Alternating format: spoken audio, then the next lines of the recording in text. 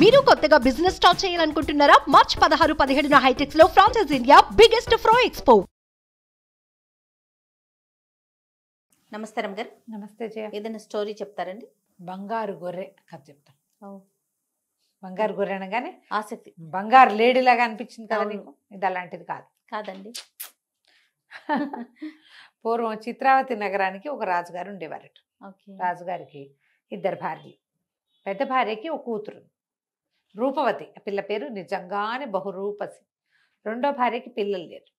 ఆవిడ కొంచెం క్రూరాలు కూడా, మనిషి అదొక రకం. అయితే పిల్ల పెద్దదయ్యే కొందికి అందంగా తయారైంది. పిల్ల చిన్నప్పుడే బాగుండేది. రాజుగారు ఏమనుకున్నారంటే ఒక మంచి పిల్లాన్ని చూసి పెళ్లి చేసి ఆ కుర్రాడికే రాజ్యం ఇవ్వాలని. చిన్నరానికి ఒక రకమైన మంటగా ఉండేది. దీనికేమో ఆ సవితి కూతురికేమో అంతా రాజ్యాంగం సాగుతోంది. దాని మొగుడే రాజు. ఎప్పటికీ ఇది ఇట్లాగే ఉండిపోతుంది. నేనేమో కొన్నాళ్ళు పైగా ముసలిరాండి అయిపోతా. ఇలా మంటగా ఉండేదన్నమాట. అందుకని రాజుగారికి ఏం చెప్పిందంటే ఈ పిల్లకి మంచి పేరు రాకూడదు. అలా ఉండేది. ఈర్ష్య కొంతమందికి ఉంటాయి కదా, ఓర్వలేనితనం. రాజుగారికి ఏం చెప్పిందంటే, కాదండి, ఇంత అపురూపమైన అందగత్తె మన అమ్మాయి, ఎటో ఎవరికో ఒకడికి ఎటో ఇచ్చేస్తాం, ఏదో సంబంధాలు చూసి అందరూ చేసినట్టు చేస్తే మన గొప్పేముంది, ఇంకా మన పిల్ల సౌందర్యం గొప్పేముంది, ఇటా కాదు పిల్లని దాచేద్దాం. పిల్లని పెళ్లి కూతుర్ని వెతికి పట్టుకోగలిగే వాడికే పిల్లనిచ్చి పెళ్లి చేస్తాం. రాజా అంతఃపురం అంతా తిరగచ్చు. వాళ్ళు అంతఃపురంలోనే ఉంటుంది పాప, దాన్ని వెతికి పట్టుకోవాలి. ఎవరు వెతికి పట్టుకోలేరో వాడు తల కొట్టించి కోట కట్టించాలి. అయ్యో, అమ్మాయికి చెడ్డ పేరు రావాలంటే ఏంటి, ఈ అమ్మాయి వల్ల వాళ్ళు చచ్చిపోయారు అనే పేరు ఎప్పటికీ మోసుకోవాలి కదా అమ్మాయి. ఇలా పెట్టింది. అయితే రాణిగారి తాలూకు ఈ శ్రద్ధకి రాజుగారు చాలా ఆశ్చర్యపోయాడు. పిల్లకి అద్భుతమైన వరుణ్ణి, సాహసిని తీసుకురావాలని కోరుకుంటోంది పెంతల్లి. బాగుంది కదా, సరేననుకున్నారు. ఈ అంతఃపురం తాలూకు ఒక తోటలో, అంతఃపురానికి పెద్ద తోట ఉంది, ఒక కొలనుంది. ఆ కొలంలో నీళ్ళన్నీ తీసేసి దాని కింద ఒక భూగృహాన్ని నిర్మించారు. దానికి రాజనగర్లో నుంచి లోపల నుంచి ఒక మార్గం ఉంది.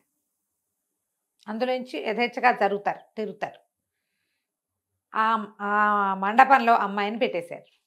ఆ లోపల భూగృహంలో పైన ఫుల్గా నీళ్ళు నింపేశారు. ఇది ఈ అమ్మాయి బయటకు వచ్చేందుకు వివరం లోపల ఎక్కడో ఉంది. బయట వాళ్ళకి భూగృహం ఇక్కడ కనపడుతుంది, కానీ ఇది కనిపించదు, నీళ్ళల్లో ఉంటుంది. సరే, రాజకుమారులని చాటింపేశారు. మా అమ్మాయిని మేము ఒక చోట ఉంచాం, పిల్ల ఎక్కడుందో కనుక్కున్న వాడికి ఇచ్చి పెళ్లి చేస్తాం. ఎవరైతే పిల్లని కనుక్కోలేక అంతఃపురం అంతా తిరుగుతారో వాడికి బయట తిరగకూడదు, అంతఃపురంలో తిరిగిన వాడు. మా అనుపానుని తెలిసిపోతాయి కదా, వాడు తల కొట్టేస్తా ఉన్నారు. ఓకే. ఇక ఎంతమందో వచ్చారు తండోపతండాలుగా. దీనికి పక్కనే మరువక రాజ్యం అని ఒక రాజ్యం. రాజుగారికి 3 అబ్బాయిలు ఉన్నారు. ఆ పెద్ద అబ్బాయికి మంచి ఛాలెంజెస్ అంటే ఇష్టం. నేను వెళ్ళి వెతుకుతానంటే, వదిలేనైనా వాళ్ళంతా చచ్చిపోతున్నారు, మనకి ఎందుకు వచ్చింది, ఇంకో చక్కటి పిల్లని చూసి చేసుకుందాం, 3 అక్కచెల్లెళ్ళు సంబంధం ఏదైనా చూస్తే 3 పిల్లల్ని ఇచ్చి చేసేస్తారు అని తండ్రి చెప్పినా వినలా. పక్క రాజ్యం అయ్యుండి మనం వెళ్ళపోతే మనల్ని బలహీనలు అనుకోరు ప్రపంచం అంతా, 3 ఉండి వెళ్ళపోతేట అని పెద్ద అబ్బాయి వెళ్ళాడు. జనాలతో పాటు వీడి తల కూడా కోటగోడెక్కింది. రెండో అబ్బాయి వెళ్ళాడు, అదే దారి పెట్టాడు. మూడో అబ్బాయి వెళ్తానన్నాడు. అనేసరికి ఆయన చాలా బాధపడ్డాడు. పెద్ద పిల్లలు 2 చావులతోటి. వాళ్ళు పందెం పెట్టారు, వాళ్ళని అనడానికి వీల్లేదు, ఇష్టం లేకపోతే మానేయాలి, చావుకు రెడీ అయితే వెళ్ళాలి. ఆ కాలంలో నడిచేది అట్లా. ఇది వద్దురా నాయన, ఒక్క పిల్లాడివి మిగిలేవు, నీకు పిల్ల పాప పుడతారు, రేపు పొద్దున ఈ మీ రాజ్యం చూసుకుంటారంటే వాళ్ళేమో 2 అటు అన్యాయం అయిపోయారు, నువ్వు అట్టా చేయటానికి వీల్లేదని ఎంత బతిమలాడినా 3 అబ్బాయి వెళ్ళా. నాన్న, వాళ్ళు తెలివి తక్కువగా అక్కడికి వెళ్ళిపోయారు, నేను అట్టా వెళ్ళను అని చెప్పి ఇంటి దగ్గర నుంచి బోల్డ్ అన్ని బంగారు కాసులు తీసుకుని గుర్రం ఎక్కి వెళ్ళాడు. వెళ్ళి ఈ చిత్రపురిలో ఒక మంచి కంసాలిని పట్టుకున్నాడు. రాజుగారికి నగలు చేసి ఇచ్చే కంసాలి. ఏం చేశాడంటే ఆ మొత్తం బంగారం అంతా వాడు ఎదురుగుండా పోసాడు. ఒక పెద్ద సైజు గొర్రె బొమ్మ చేయి, బంగారంతో, కాళ్ళు గీళ్ళు సన్నగా ఉంటాయి. ఆ గొర్రె బొమ్మ అది ఎంత ఉండాలంటే ఒక మనిషి అందులో కూర్చునేంత కావాలి. బంగారం బోల్డ్ డబ్బులు తెచ్చాడు. ఇవి తను ఏం చేశాడు, కంసాలి బంగారం అంతా కరగదీసి ఒక బ్రహ్మాండమైన సైజులో ఉన్నటువంటి గొర్రె బొమ్మని చేశాడు. ఆ బంగారపు బొచ్చులాగా ఉండేటట్టుగా పైన ఉన్నదంతా ఇట్లా గీరి ఇట్లా డిజైన్ చుట్లు వచ్చేలాగా చేశాడు. ఎంత మెరిసిపోతూ భలే వెరైటీగా ఉంది అది. దానికి పొట్ట దగ్గర ఒక చిన్న ఖాళీ ఉండి అందులో కూర్చోవచ్చు ఒక మనిషి. ఆ, దాన్ని మళ్ళీ మూసేసేయచ్చు. సరే వాళ్ళ లోపల నుంచి తెరుచుకునేలాగా మీట కూడా పెట్టించాడు రాకుమారుడు. ఇప్పుడు ఏం చెప్పాడంటే, నీకు కావాల్సిన బహుమానం మా ఊరి నుంచి వస్తుంది, రాకుమారికి బహుమతిగా తెచ్చానని చెప్పు దీన్ని అని చెప్తే సరే ఒప్పుకున్నాడు. సరే బంగారంతో చేశారు కానీ ఇది బంగారం అని చెప్పలే, పంచలోహాలతో చేశామని చెప్పించాడు. ఇంత బంగారం ఎక్కడిది నీకు అని అడుగుతాడుగా రాజుగారు. అవును. ఎవరో చిన్న బొమ్మ చేసుకున్నారు, యువరాణి సరదా పడుతుందని పెద్ద బొమ్మ చేసుకొచ్చానని చెప్పాడు. వెంటనే అది యువరాణికి అప్పచెప్పబడింది. అమ్మాయి కోసం కదా తెచ్చాడు. అది ఒక చోట పెట్టి ఆ బొమ్మను చూసి మురిసిపోయింది అమ్మాయి. ఆ కొమ్ములు ఆ జుట్టు సవరిస్తూ ఎంత బాగుందో ఎంత బాగుందో, ఎంతో బాగుంది, నాకు తోడు ఉంటుంది అని చెప్పి ఆ కొమ్ములకి అవి ఇవి తగిలించుకోవచ్చు, అట్లా చేస్తారు కదా కొన్ని బొమ్మల్ని. సరదా పడింది, ఓ దండేసింది దాని మేళ్ళు. ఆ బొమ్మ లోపల నుంచి యువరాణి సౌందర్యాన్ని చక్కగా చూశాడు మనవాడు, మూడో కుమారుడు రాకుమారుడు. చూశాక ఏం చేశాడు, ఒక పూట ఉన్నాడు, రెండో ఎన్ని పూటలు ఉంటాడు లోపల. యువరాణి కోసం భోజనం అవి వచ్చేవి. భోజనం వస్తే ఇక ఆ వచ్చిన భోజనాన్ని వీడు చల్లగా బయటకు వచ్చి తినేసేవాడు. ఈ పిల్లకి అర్థం కాలే, ఏమిటి పళ్ళు అవి రాత్రి తిందాం నుంచి అని లేవేమిటి. 4-5 రోజులు గడిచాక చూసుకుంది, ఎవరో తినేస్తున్నారు వీటిని. ఎవరు తింటున్నారు, ఎవరు వస్తున్నారు, ఎవరు రారు లోపలికి. అమ్మాయి మామూలుగా బయట తిరుగుతూనే ఉంటుంది, ఎవడైనా రాకుమారుడు వచ్చి కనుక్కుంటాడు అనగానే భూగృహంలోకి వెళ్ళిపోతుంది. ఆ రాకుమారు ఇక మరి వస్తూనే ఉన్నారు చచ్చిపోవడానికి సిద్ధపడి. ఈ పిల్ల లోపలే ఉంటుంది. నేను ఇక్కడ పెట్టినవి ఎట్ట మాయమైపోతాయి. చూసి చూసి ఒక వారం తిరిగేసరికి పసిగట్టేసింది, ఎవరో వస్తున్నాడు లోపలికి ఇందులో ఇంచి అని. ఆ మీట నొక్కేసి ఇది బయటికి లాగేసింది రాకుమారుని. ఆశ్చర్యపోయింది, వాడు ఎంత చక్కగా ఉన్నాడో. ఈ పిల్ల ఇన్ని రోజుల నుంచి దాక్కుంటోంది కానీ ఒక్క రాజకుమారుని మగవాడిని కంటితో చూసింది లేదు అమ్మాయి. వీడు చక్కగా హ్యాండ్సమ్గా చేయెత్తున్నాడు. 20-25 ఏళ్ళు ఉన్నాయి వీడికి, 20 ఏళ్ళు పైన ఉన్నాయి. ఆ పిల్లకి 16-17 సంవత్సరాలు ఉంటాయి.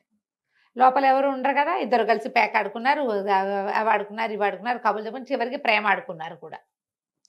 సరే ఎట్లా పెళ్లి చేసుకోవాలి. అయితే అబ్బాయి ఏమన్నాడంటే, ముందు ఏదైనా ఒక బరువైన వస్తువు తీసుకొచ్చి దీని కాలు విరకొట్టేద్దాం, నేను అందులో కూర్చుంటాను, కాలు రిపేర్ చేయించి పట్టుకురామని చెప్పు మీ నాన్నకి అని చెప్పి.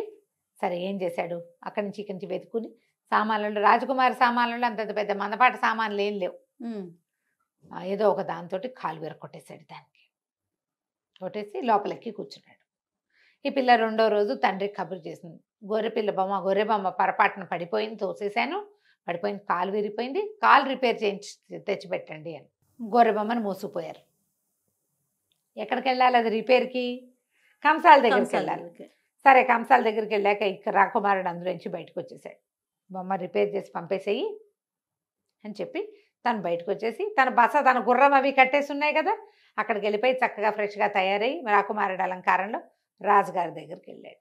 నేను మరొక రాజకుమారుడినండి, మరొక రాజ్యం రాకుమారుడిని, మూడో వాడిని, మీ అమ్మాయిని వెతకడానికి వచ్చానంటే రాజుగారు పరిపరి విధాలు చెప్పాడు. బాబు వద్దునైనా, చిత్రపురి రాజు అనమాట, రూపవతి వాళ్ళ నాన్న. మీ అన్నయ్యలు 2 మరణించారు, ఇక నువ్వు ఒక్కడివే మీ నాన్నకున్నది, నువ్వు పట్టుకోలేకపోయావంటే నీ మరణం తథ్యం. మేమేమో మరి చెప్పిన దాని ప్రకారం ప్రతిజ్ఞ ప్రకారం చేస్తాము, ఇప్పటికి 99 మంది చచ్చిపోయారు, వద్దంటే ఏం పర్వాలేదంటే నేను వెతుకుతానన్నాడు. అక్కడి నుంచి అంతఃపురం అంతా తిరిగి చివరికి కొల్లం దగ్గరకు వచ్చాడు. కొల్లం దగ్గరికి రాగానే ఆ కొల్లం దగ్గర నుంచి ఇందులో నీళ్ళన్నీ తీయించండి ముందు అన్నాడు. హడిలిపోయింది చిన్నరాణికి, అర్థమైపోయింది వీడు పసికెట్టేశాడని. నీళ్ళన్నీ తోడిచ్చారు, వాడు ఒప్పుకోలే నీళ్ళు తోడేదాకా. అక్కడి నుంచి నీళ్ళన్నీ తోడేశాక మండపంలాగా ఉంది, మండపం లోపలికి చిన్న మెట్లు కనపడుతుంది కిందకి. అబ్బాయి ఆ మెట్లు పుచ్చుకొని బయలుదేరేసరికి యువరాణి చిన్నరాణి వీడి వెనకాల వచ్చేసింది. అది కాదు ఇది కాదు అందుకని వాడు పన్నిమిటల్లా ఇంకా.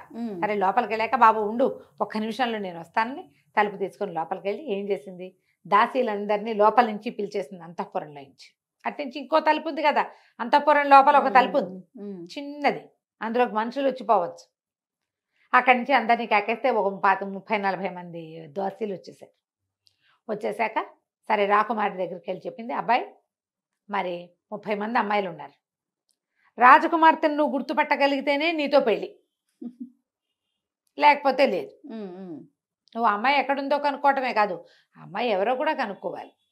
సరే ఏం చేశాడు, సరేనండి అలాగే అని ఒకసారి నా బస దాకా వెళ్ళొస్తాను అని చెప్పి బసకెళ్ళి ఏం చేశాడు, ఎంత బంగారు నాణ్యాలు తునకలు తునకలుగా ఉన్న బంగారపు ముక్కలు జేబులో వేసుకుని వచ్చి సరే అమ్మాయిల్ని పరిచయ ప్రదర్శన చేయండి గుర్తుపడతానన్నాడు.